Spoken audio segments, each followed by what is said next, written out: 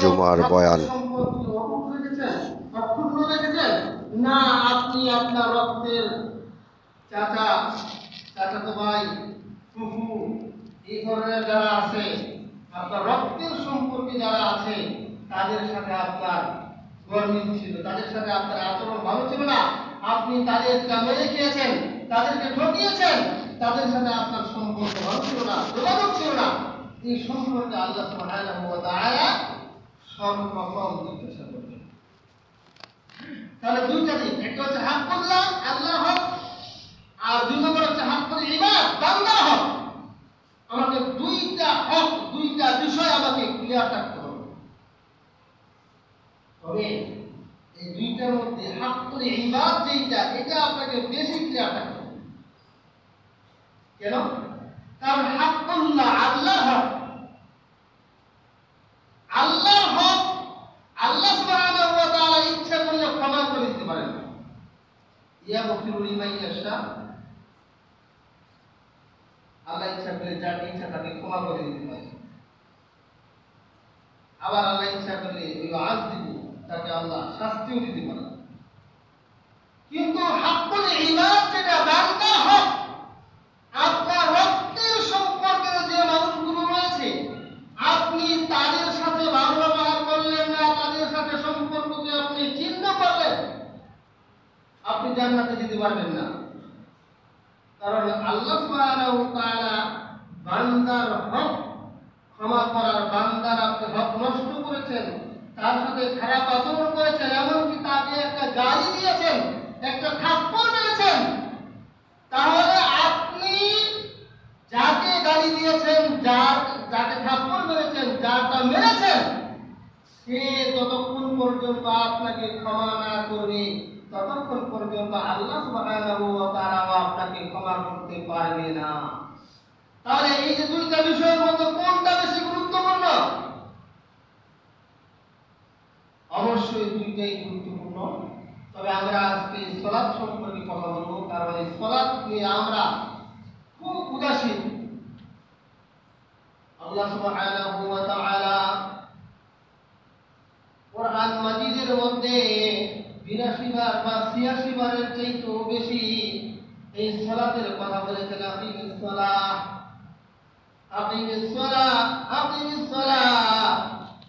আমরা যে আয়াতটা পাঠ করেছি, আল্লাহ সুবহানাহু ওয়া তাআলা বলেন, আউযু বিল্লাহি মিনাশ শাইতানির রাজীম, হাফিজু আলাস সালাওয়াতি ওয়াস সালাতিল উসতা ওয়া কুমু লিল্লাহি কানিতিন। হাফিজু আলাস সালাওয়াত, আল্লাহ বলেন তোমরা সমস্ত সালাতগুলোকে হেফাজত করো, ৫ ওয়াক্ত সালাতকে সংরক্ষণ করো, ৫ ওয়াক্ত সালাত আদায় করো। আল্লাহ মুহাম্মদুর রাসূলুল্লাহ সাল্লাল্লাহু আলাইহি ওয়াসাল্লাম বলেছেন, দিনে রাতে ৫ ওয়াক্ত সালাত আল্লাহ আমাদের উপরে ফরজ করেছেন। আল্লাহ সুবহানাহু ওয়া তাআলা বলেছেন তোমরা ৫ ওয়াক্ত সালাতকে হেফাজত করো। ওয়াসসালাতিল উসতা, আর উসতার সালাত, মধ্যম সালাত, এই সালাতকে হেফাজত করো। ওয়া কুমু লিল্লাহি কানিতিন, আর তোমরা আল্লাহর জন্য বিনয়ী হয়ে, একনিষ্ঠ চিত্তে, নম্র হয়ে আল্লাহ সুবহানাহু ওয়া তাআলার সামনে দাঁড়াও। তোমরা যখন সালাতে দাঁড়াবে, তখন তোমরা বিনয়ী হয়ে দাঁড়াবে, তোমার মনটাকে একবারে ছোট করে, খাটো করে, নরম করে, আল্লাহর ভয় নিয়ে, তাকওয়া অন্তরের মধ্যে নিয়ে তুমি সালাতের মধ্যে দাঁড়াবে। তাহলে ৫ ওয়াক্ত সালাতের কথা আল্লাহ সুবহানাহু ওয়া তাআলা এখানে বললেন। এই ৫ ওয়াক্ত সালাত আমাদেরকে হেফাজত করতে হবে। এই ৫ ওয়াক্ত সালাতের হিসাব আল্লাহ সুবহানাহু ওয়া তাআলা পুঙ্খানুপুঙ্খভাবে নেবেন। আপনার জীবনে আপনার সালাত ফরজ হয় একটা মানুষের উপরে যখন তার বয়স ১০ বছর হয়ে যায়। ১০ বছর হয়ে গেলে আপনার উপরে কি সালাত ফরজ, আর আপনি সালাত ত্যাগ করতে পারবেন না। তাহলে ১০ বছর থেকে আপনি যদি 60 বছর বাঁচেন তাহলে আপনার 50 বছর, এই 50 বছরে দৈনিক 5 ওয়াক্ত করে সালাত, 5 ওয়াক্ত করে সালাত যদি হয় তাহলে 50 বছরে কত ওয়াক্ত সালাত, কত দৈনিক যদি 17 রাকাত সালাত হয় তাহলে এই 17 দিয়ে আপনি 50 বছরকে পূরণ করেন। এত রাকাত আপনি সালাত আদায় করেছেন কিনা আল্লাহ সুবহানাহু ওয়া তাআলা হিসাব করে এটা দেখবেন। আল্লাহ যোগ বিয়োগ করে দেখবেন, যদি আপনার এই যোগ বিয়োগে মিলে না যায়, হিসাব যদি মিলে না যায়, হিসাব যদি সমান সমান না হয়, আপনার আল্লাহ সুবহানাহু ওয়া তাআলার কাছ থেকে রক্ষা পাওয়ার কোনো ব্যবস্থা নেই। এই হিসাব আপনাকে মিলাতে হবে। এই জন্য দেখবেন হানাফি মাযহাবের যারা আছে তারা জীবনে কত ওয়াক্ত সালাত তারা ছেড়ে দিয়েছে, এটা কি করে হিসাব করে ওই কালা সালাত আদায় করে। জীবনে যত নামাজ ছেড়ে দিছে তারা প্রত্যেকদিন নামাজের পরে পরে আগের জীবনের কাঁচা সালাত আদায় করে। না, এটা নিয়ম না। আপনাকে এই সালাত আদায় করার জন্য, আপনার জীবনের সালাতের হিসাব মিলানোর জন্য কি করতে হবে? আপনাকে বেশি বেশি করে সুন্নত আদায় করতে হবে। বেশি বেশি কি করতে হবে? সুন্নত আদায় করতে হবে। সুন্নত আদায় করলে আর আরেকটা কাজ করতে হবে, সেটা হচ্ছে আল্লাহর কাছে ক্ষমা চাইতে হবে। আপনি যে সালাত আদায় করেন নাই, 10 বছর থেকে ফরজ হয়েছে, বড় কি 20 বছর থেকে সালাত আদায় করে না, তাহলে তার 10 বছরের সালাত ছুটে গেল না? সে এখন কি করবে? উমরি দাদা করবে না, সে আল্লাহর কাছে ক্ষমা চাইবে, আল্লাহ আমাকে ক্ষমা করে দাও, আমি ভুল করেছি। আর সাথে সাথে কি করবে? বেশি বেশি করে সুন্নাত সালাত আদায় করবে। আল্লাহর নবী মুহাম্মদুর রাসূলুল্লাহ সাল্লাল্লাহু আলাইহি ওয়াসাল্লাম বলেন, বান্দার হিসাব যখন আল্লাহ সুবহানাহু ওয়া তাআলা কিয়ামতের ময়দানে নিবেন, সালাতের হিসাব যখন করবেন, আল্লাহ দেখবেন ওই বান্দার সালাত কম হয়ে গিয়েছে, তার যত ওয়াক্ত সালাত তার উপর ফরজ হয়েছিল সেই ওয়াক্ত, সেই রাকাতগুলো তার পূর্ণ হয় নাই, অনেক কম হয়ে গিয়েছে। আল্লাহ বলেন, আল্লাহ সুবহানাহু ওয়া তাআলা তখন ফেরেশতাদেরকে আদেশ করবেন, ও আমার ফেরেশতারা দেখো আমার এই বান্দার ফরজ সালাত যে কম হয়ে গিয়েছে, তার জীবনে কোনো সুন্নত সালাত আদায় করেছে কিনা। যদি সুন্নত কোনো সালাত আদায় করে থাকে তাহলে ওই সুন্নতগুলোকে তার আমলনামায় সালাতের জায়গায় দিয়ে যোগ করে দেখো তার ফরজ সালাতের সংখ্যা পূর্ণ হয় কিনা। যদি ওই সুন্নত দিয়ে পূর্ণ হয়ে যায়, আল্লাহ সুবহানাহু ওয়া তাআলা আপনাকে ক্ষমা করে দিবেন। সুবহানাল্লাহ। তাহলে আমাদের সুন্নত কি করতে হবে? বেশি বেশি করতে হবে, কারণ এই সুন্নতে আপনাকে ফরজের কাজ দিবে। কথা বুঝতে পারছেন? এই সুন্নতে আপনাকে ফরজের কাজ দিবে, যেদিন আপনার হিসাব গ্রহণ করা হবে, কিন্তু আপনার হিসাব মিলবে না। আল্লাহ সুবহানাহু ওয়া তাআলা দয়া করে, অনুগ্রহ করে, আল্লাহ বান্দার উপর রহমান রহিম, আল্লাহ রহিম দয়ালু, কিয়ামতের বাজারে আল্লাহ শুধু মুমিনদের জন্য এই রহিম গুণটা ধারণ করবেন। তার এই দয়ায় আল্লাহ সুন্নতকে ফরজের মধ্যে দিয়ে তারপরে বান্দাকে ক্ষমা করে দিবেন। তাহলে আমরা কিন্তু অনেকে সুন্নতের প্রতি এত গুরুত্ব দিই না। আমাদের সুন্নতের গুরুত্ব দেওয়ার দরকার আছে কিনা বলেন? অবশ্যই দিয়েছি। আমরা অনেকেই সুন্নতকে গুরুত্ব দিই না। তাহলে এই যে আমরা সালাতকে গুরুত্ব দেই না, আল্লাহ সুবহানাহু ওয়া তাআলা কিন্তু সালাতকে এত গুরুত্ব দিয়েছে, আল্লাহ সালাতের হিসাব না নিয়ে অন্য কোনো হিসাবই দেখবেন না। কি মনে করছেন? আল্লাহ সুবহানাহু ওয়া তাআলা আমাদের উপরে সালাতকে ফরজ করে দিয়ে আল্লাহ শুধু কোরআনে 82 বার 83 বার বলে আল্লাহ শেষ করে নাই।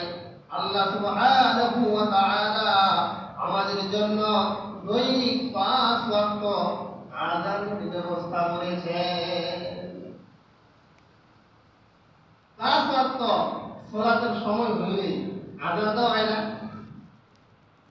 আচ্ছা আচ্ছা বলেন তো, আমরা এই আযানটাকে কয়জনে গুরুত্ব দেই? আযানটা কি খেলা খেলা? মুয়াজ্জিন সাহেব রাখছেন বেতন দেন, আপনি বেতন যদি নাও দেন মুয়াজ্জিন সাহেবকে, মুয়াজ্জিন সাহেব কিন্তু ঠকে না। কিয়ামতের ময়দানে সবার উপর স্থান দিবা মুয়াজ্জিন। কার সবচেয়ে লম্বা গা হবে? কার? মুয়াজ্জিনের। আলোচনা লম্বা হয়ে যাবে, শুনতে চাচ্ছি না। এই যে মুয়াজ্জিন সাহেব আযান দিচ্ছে, আল্লাহু আকবার আল্লাহু আকবার বলে, আশহাদু আল্লা ইলাহা ইল্লাল্লাহ আশহাদু আন্না মুহাম্মাদার রাসূলুল্লাহ, এই যে ডাকছেন হাইয়া আলাস সালাত, সালাতের দিকে আসো, হাইয়া আলাল ফালাহ, ফলাহের দিকে আসো, এই যে মুয়াজ্জিন সাহেব ডাকছে, মুয়াজ্জিন সাহেব আজকে এই শব্দগুলো ছাড়া অন্য শব্দ যদি ডাকে, এই শব্দ আল্লাহ রাব্বুল আলামিন এই শব্দগুলো নবী মুহাম্মদ রাসূলুল্লাহ সাল্লাল্লাহু আলাইহি সাল্লামের মাধ্যমে আমাদেরকে উপহার দিয়েছেন। এই আযানের ইতিহাস অনেক লম্বা, সেদিকে যাব না। এই যে আল্লাহ দিয়েছেন, এই শব্দ ছাড়া যদি অন্য কোরআনের আয়াত দিয়ে ডাকে, তাহলে আমরা মুয়াজ্জিন সাহেবের চাকরি রাখবো? তার চাকরি থাকবে? তার ডাকা ঠিক হবে? গ্রহণযোগ্য হবে? হবে না। তাহলে এই যে মুয়াজ্জিন সাহেব দৈনিক একটা শব্দই বলতেছে, দৈনিক 5 বার একটা শব্দই বলতেছে, এটা কেন? আল্লাহ সুবহানাহু ওয়া তাআলা এই শব্দটাকে আল্লাহ অবাধ্য করে দিয়েছেন। এইজন্য মুয়াজ্জিন সাহেব 5 ওয়াক্ত ডাকতেছে। এখানে মুয়াজ্জিন সাহেব আযান দিচ্ছে মানে, আওয়াজ করছে মানে, এই মুয়াজ্জিন সাহেব তার চাকরি পালন করছে, কিন্তু আপনাকে আওয়াজ করছে, ডাকছে হচ্ছে আল্লাহ সুবহানাহু ওয়া তাআলা। মুয়াজ্জিন সাহেব দৈনিক 5 বার আযান দেয়, আল্লাহ সুবহানাহু ওয়া তাআলা আপনাকে 5 বার ডাকেন। আপনি মনে করেন না মুয়াজ্জিন সাহেব ডাকতেছে, আমি গেলে গেলাম, না গেলে নাই। আল্লাহ রাব্বুল আলামিন ডাকতেছেন, এটা মুয়াজ্জিন সাহেব ডাকতেছেন না। আল্লাহ আপনাকে ডাকবে, আর আপনি কানের মধ্যে হাত দিয়ে রাখেন, আপনি সেটাকে গুরুত্ব দেন না, আপনি মসজিদে আসেন না। কিয়ামতের ময়দানে আল্লাহ সুবহানাহু ওয়া তাআলা আপনাকে জিজ্ঞাসা করবে, ওরে আমার বান্দা, আমি তোকে দৈনিক 5 বার আহ্বান করেছি, তুই আমার আহ্বানে সাড়া দিস নাই, তুই মসজিদের মধ্যে আসস নাই। আপনি আমি ওই দিন আল্লাহ সুবহানাহু ওয়া তাআলার এই প্রশ্নের জবাব দিতে পারবো না। তাই আযান যে দেয়, আহ্বান যে করে, কে করে? আল্লাহ সুবহানাহু ওয়া তাআলা। এটা মুয়াজ্জিনের ভাষা না। মুয়াজ্জিনের ভাষা হলো বাংলাদেশের আযান আর ইন্ডিয়ার আযান আর ভারতের আযান এক আযান হতো না। সব আযান, পৃথিবীর সব আযান এক শব্দ কেন? কারণ এটা আযান আল্লাহ সুবহানাহু ওয়া তাআলা আযান। আল্লাহ আপনাকে ডাকছেন, আর আপনি আল্লাহর আহ্বানকে উপেক্ষা করে আপনার দুনিয়ার সাধারণ কাজ দিয়ে আপনি ব্যস্ত আছেন। আল্লাহ নবী, তার সাহাবীরা, তাবিঈনরা কোনদিন এই কাজ করতেন না। শোনেন নাই ওই যে কামারের ঘটনা, তাবিঈন ঘটনা, আব্দুল্লাহ ইবনে মুবারক বলতেছেন যে আমি একটা কামারকে জান্নাতের মধ্যে উচ্চ মর্যাদা, উচ্চ মাকাম, আমি স্বপ্নে দেখলাম যে এই কামারের অনেক মর্যাদা জান্নাতের মধ্যে হয়েছে। ঘটনা করার সময়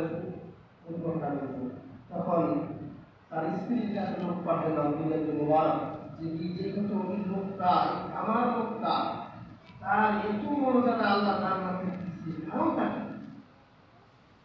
তখন তার স্ত্রী বলল যে আমার স্বামী তো যেমন কিছু কাজ করছে বলে আমার মনে হয় না। তিনটার কথা বললো, আমি একটা কথাই বলবো, সেটা হচ্ছে আমার স্বামীর একটা ভুল ছিল। যখন মুয়াজ্জিন আযান দিত তখন তিনি কাজ ছেড়ে দিতেন। তখন কি করতেন? কাজ ছেড়ে দিতেন। ওই কামারের স্ত্রী বলতেছে, আমার স্বামী হাতুড়ি মারতো, আমার স্বামী ছিল কামার, লোহা পিটাইতো, লোহা পিটিয়ে বাঁকা করতো, সোজা করতো, অস্ত্র বানাইতো। আমার স্বামী কাজ করতে করতে যখন মুয়াজ্জিন সাহেব আযান দিত, আর আমার স্বামী যখন ওই হাতুড়া মারতে গিয়ে হাতুড়াটা উঁচু করেছে, আর মুয়াজ্জিন সাহেব আল্লাহু আকবার বলে ডাক দিয়েছে, আমার স্বামীকে আমি দেখেছি, আমার স্বামী যে হাতুড়াটা উঁচু করার পরে আযানের শব্দ কানে এসেছে, তারপরে আর সে হাতুড়াটা সে মারে নাই, হাতুড়াটা ফেলে দিয়ে সঙ্গে সঙ্গে সালাতে চলে গেছে। আল্লাহু আকবার। তারা সালাতকে কিরকম গুরুত্ব দিয়েছে, যার জন্য আল্লাহ সুবহানাহু ওয়া তাআলা তাদেরকে জান্নাতে উচ্চ মর্যাদা দান করেছেন। সাহাবীদের কথা বাদ দিলাম, আল্লাহ নবী মুহাম্মদুর রাসূলুল্লাহ সাল্লাল্লাহু আলাইহি ওয়াসাল্লামের কথা বাদ দিলাম, আল্লাহ নবী মুহাম্মদুর রাসূলুল্লাহ সাল্লাল্লাহু আলাইহি ওয়াসাল্লাম তার যে রোগে মৃত্যু হয়েছে, মৃত্যু রোগের সময় আল্লাহ নবী দেখেন তো ওই যে এসারের সাহাবের ঘটনা করেন তো, আল্লাহু আকবার। আল্লাহ নবী বারবার বেহুশ হয়ে পড়ে যাচ্ছেন, আবার আল্লাহ নবী একটু হুঁশ করার পরেই আল্লাহ নবী আবার ওযু করে আবার মসজিদে রওনা দিচ্ছেন, আবার বেহুশ হয়ে পড়ে যাচ্ছেন। আল্লাহু আকবার। এরকম ভাবে তিনবার আল্লাহ নবী বেহুশ হয়ে পড়ে গেলেন। তারপরে আল্লাহ নবী তাদেরকে সাহাবীদেরকে বললেন, যাও তোমরা সালাত আবু বকরকে ইমামতি দিয়ে তোমরা সালাত শুরু করো। আল্লাহু আকবার। তারপরে আল্লাহ নবী মুহাম্মদুর রাসূলুল্লাহ সাল্লাল্লাহু আলাইহি ওয়াসাল্লাম যখন আবু বকরকে নেতৃত্বে দিয়ে ইমাম বানিয়ে সাহাবীরা সালাত আদায় করতেছে, আল্লাহ নবী আবার জ্ঞান ফিরে, আল্লাহ নবী আবার ওযু করে যখন তিনি জ্ঞান হুঁশ ফিরে পেলেন, আল্লাহ নবী দুইজন সাহাবীর কাঁধে বর করে আল্লাহ নবী জামাতে এসে উপস্থিত হয়ে গেলেন। আবু বকরের পাশে আল্লাহ নবী বসে ইমামতি করলেন। ইমামতির সাথে সাথে আবু বকর রাদিয়াল্লাহু তাআলা আনহু সাহাবীদেরকে মুসাফিরের দায়িত্ব পালন করলেন। আল্লাহ নবী মুহাম্মদ রাসূলুল্লাহ সাল্লাল্লাহু আলাইহি ওয়াসাল্লাম ওই দিন দুইজন সাহাবীর কাঁধে হাত দিয়ে মসজিদে এসেছেন। হাতের মধ্যে এসেছে আল্লাহ নবী মুহাম্মদ রাসূলুল্লাহ সাল্লাল্লাহু আলাইহি ওয়াসাল্লাম তার পা ফেলানোর ক্ষমতা ছিল না, আল্লাহ নবীর পা গুলো শিশিয়ে এসেছিলেন। আল্লাহু আকবার। আল্লাহ নবী সালাতের ব্যাপারে কত গুরুত্ব দিয়েছেন। আল্লাহ নবী মৃত্যুর সময় বলেছেন, সালাহ আসসালাহ সালাহ ওয়া মা মালাকাত আইমানুকুম। আমরা কি সালাত আদায় করি? আমরা হেলা একটা চা খাচ্ছি, চা কয় টাকা? 5 টাকা। 5 টাকার চা, এই চা গরম জিনিস খাইতে দেরি হয় না? চা তিনটা খাওয়ার জন্য আমরা জামাত খারাই দিই, বলেন হয় না? একটা চা খাওয়ার জন্য আমরা জামাতকে হারিয়ে ফেলি। আল্লাহু আকবার। আপনি কি গুরুত্ব দিলেন সালাতের প্রতি? আল্লাহ সুবহানাহু ওয়া তাআলা 5 ওয়াক্ত 5 বার মুয়াজ্জিনকে এই আযান দেওয়ার জন্য আল্লাহ আদেশ করলেন। 5 ওয়াক্ত আযান দেওয়া হচ্ছে আর আপনি সালাতে আসছেন না। আযানের যে কত গুরুত্ব, এটা কিন্তু বড় হয়ে গেল। আযান দিলে মুয়াজ্জিনের সাথে আযানের শব্দগুলো করতে হয়। তারপরে কি করতে হয়? আযানের দোয়া, তারপরে আযানের দোয়া। যে ব্যক্তি আযানের দোয়া পড়ে, আল্লাহ মুহাম্মদ রাসূলুল্লাহ সাল্লাল্লাহু আলাইহি ওয়াসাল্লাম বলেন যে ব্যক্তি এই দোয়াটা পড়লো, এই দোয়াটা পড়লো, নবী বলেন আমার জন্য এই ব্যক্তিকে শাফাআত করা ওয়াজিব হয়ে যায়। সুবহানাল্লাহ। আচ্ছা বলেন তো কয়জনে মুয়াজ্জিনের সাথে আযানের শব্দগুলো বলেন, তারপরে দুরূদ শরীফ পড়েন, তারপরে এই দোয়াটা পড়েন, কয়জনে বলেন তো? আপনার আমার জন্য এই সালাত কত যে মানে গুরুত্বপূর্ণ জিনিস। আপনি শুধু আযানের জবাব দিয়ে দোয়াটা পড়লে আল্লাহর নবী আছেন যে আমার জন্য ওই ব্যক্তিকে সুপারিশ করা ফরজ হয়ে যায়।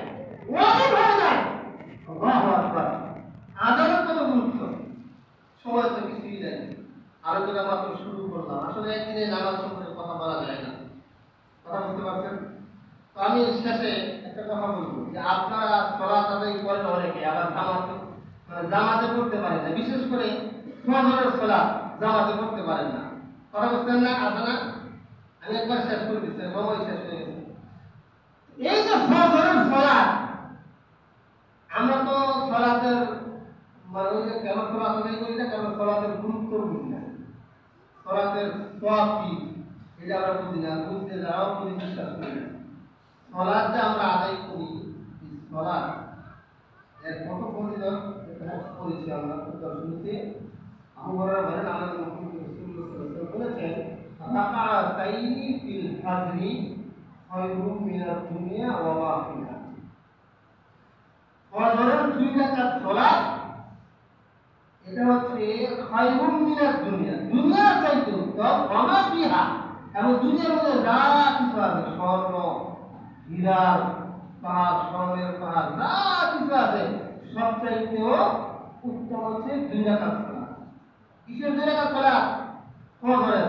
এই ফজরের 2 রাকাত, কোন 2 রাকাত? এটা হচ্ছে সুন্নাত 2 রাকাত। আর এই সুন্নাতটা কেমন সুন্নাত?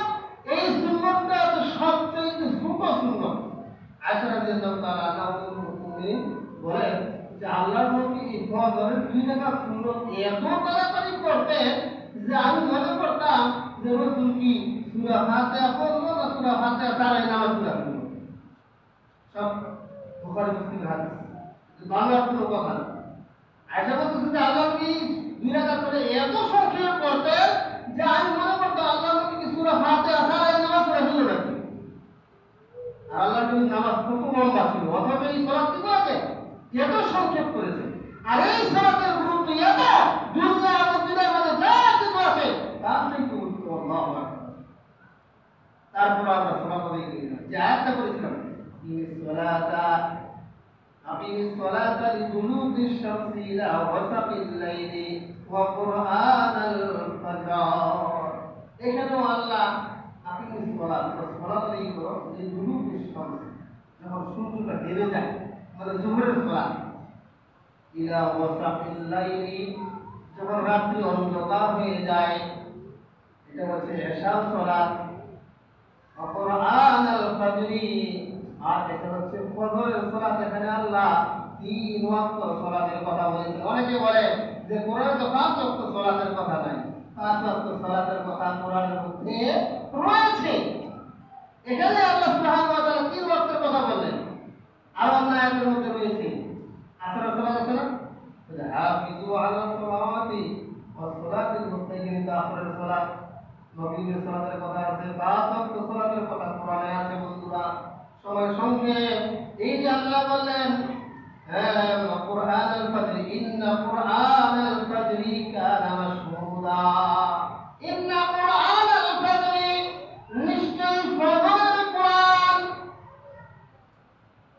কানা মাশহুদা, তারা সেটার সাক্ষী হয়। অর্থ হচ্ছে ফজরের নামাজের মধ্যে যেই কিরাআতটা তেলাওয়াত করা হয়, এই কিরাআতটা ফেরেশতারা শ্রবণ করে, তারা সেটার সাক্ষী হয়। আল্লাহ মুহাম্মদুর রাসূলুল্লাহ সাল্লাল্লাহু আলাইহি ওয়াসাল্লাম বলেছেন, আল্লাহ রাব্বুল আলামিন এই দুনিয়ার মধ্যে সমস্ত ফেরেশতাদেরকে মানুষের হেফাজতের জন্য রেখেছেন, মানুষের আমলের হিসাব রাখার জন্য রেখেছেন। সেই ফেরেশতাদেরকে 2টা ভাগ করেছেন, একটা হচ্ছে সকালের দিনের, আরেকটা হচ্ছে রাতের। 2 জন ডিউটি করে, সকালের ডিউটি আর রাতের ডিউটি। যে সমস্ত ফেরেশতারা রাতের ডিউটি করেছে তারা ফজরের সালাত আদায় করা শেষ করে চলে যায়। আবার যে সমস্ত ফেরেশতারা রাতের দিনের ডিউটি করবে তারা ফজরের সালাতে এসে উপস্থিত হয়ে যায়। সুবহানাল্লাহ। উপস্থিত হয়ে তারা ফজরের সালাতের কোরআন তেলাওয়াত শুনে ওই ফেরেশতারাই এই সওয়াবটা নিয়ন্ত্রণ করে আল্লাহ সুবহানাহু ওয়া তাআলা মানুষের আমলনামা যখন হিসাব করবেন, তখন যারা ফজরের সালাত জামাতের সাথে পড়ে তাদের আমলের মধ্যে 2 বার ফজরের সালাতের হিসাবটা উঠে যাবে। যারা হিসাব লিখে চলে যাচ্ছে তারাও লিখে নেয়, আর যারা আসছে লিখবে তারাও লেখা শুরু করে দেয়। বন্ধুরা আমার, এক ওয়াক্ত সালাত আদায় করে আপনি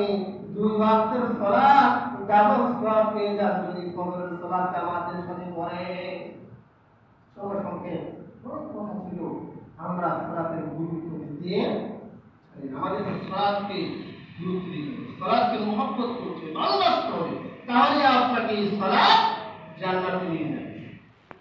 তারা বুঝতে পারছেন যে সময় সংক্ষেপ যে কথাগুলো বললাম, আর অনেক কথা ছিল, যে কথাগুলো বললাম আপনারা আমরা সবাই যে বিষয়গুলো আমাদের জীবনে বাস্তবায়ন করতে পারে আল্লাহ সেই তৌফিক দান করুন। আমাদের সালাতকে মহব্বত করতে পারি, ভালোবাসতে পারি, সালাতকে আঁকড়ে ধরতে পারি। আমাদের সালাতের হিসাব যদি ঠিক হয়ে যায় তাহলে আমাদের সব হিসাব ঠিক হয়ে যাবে। কে বলেছেন?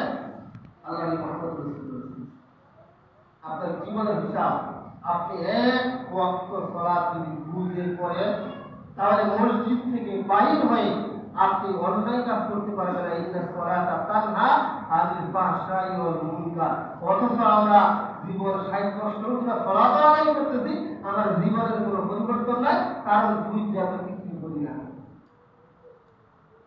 বুঝা করি না। কি যে বললাম, কি ওয়াদা আল্লাহর কাছে দিয়ে গেলাম, সেটা তো বুঝি না, তো বাস্তবায়ন আর কি করবো? আল্লাহ সুবহানাহু ওয়া তাআলা যে কথাগুলো বললাম আপনাদের সকলকে আল্লাহ রহমত করুন। আল্লাহুম্মা আমিন। বারাকাল্লাহু লানা ওয়া লাকুম ফিল